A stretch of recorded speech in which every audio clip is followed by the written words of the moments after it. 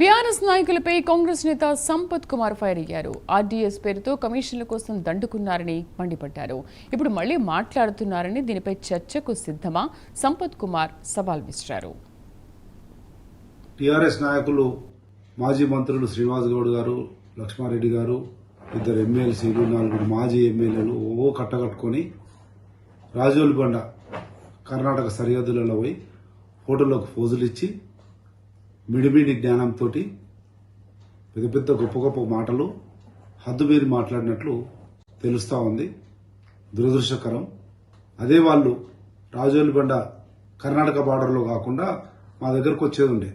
RDS సమస్య నిజంగా తెలుసుకోవాలనుకుంటే తుమ్మిళ్ళ లేదంటే మల్లమ్మ కుట్టకు వచ్చింటే వాళ్ళు మాట్లాడిన మాటలు ఏందో కానీ ప్రజలు ఏం చేస్తారో తెలుస్తుండే. ఏబీసీడీ కూడా తెలియదు.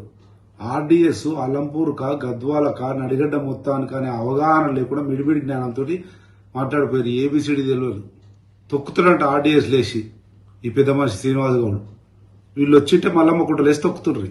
మల్లంపూర్కి వచ్చింటే తుమ్మిళ్ళకో మల్లమ్మ కుట్టకు వచ్చింటే వీళ్ళని తొక్కుతుర్రి. టీఆర్ఎస్ నాయకులను 10 సంవత్సరాలు అధికారంలో ఉండి ఆర్డీఎస్ మీద పాదయాత్ర చేసిన అని చెప్పుకునే కేసీఆర్ గారు ఆర్డీఎస్ కాదు ఇది ఆర్డీఎక్స్ అని చెప్పి ఓట్లు దండుకొని అధికారంలోకి వచ్చిన తర్వాత ఆర్డీఎస్ పట్టించుకోకపోతే ఆ రోజు కాంగ్రెస్ పార్టీ నేనే శాసనసభ్యుడిగా పెద్ద ఎత్తున ఉద్యమం చేసి 10,000 మందితో దీక్ష చేసి శాసనసభలో నిలదీస్తే పాడుబడ్డ తుప్పుబడ్డ దుమ్ముగూడెం ఖమ్మం నుంచి పైపులు తెచ్చి కమిషన్ల కొరకు పర్సెంటేజ్ల కొరకు 9 లిఫ్ట్ కట్టిరు, ఇడిచిపెట్టిరు, పోయారు.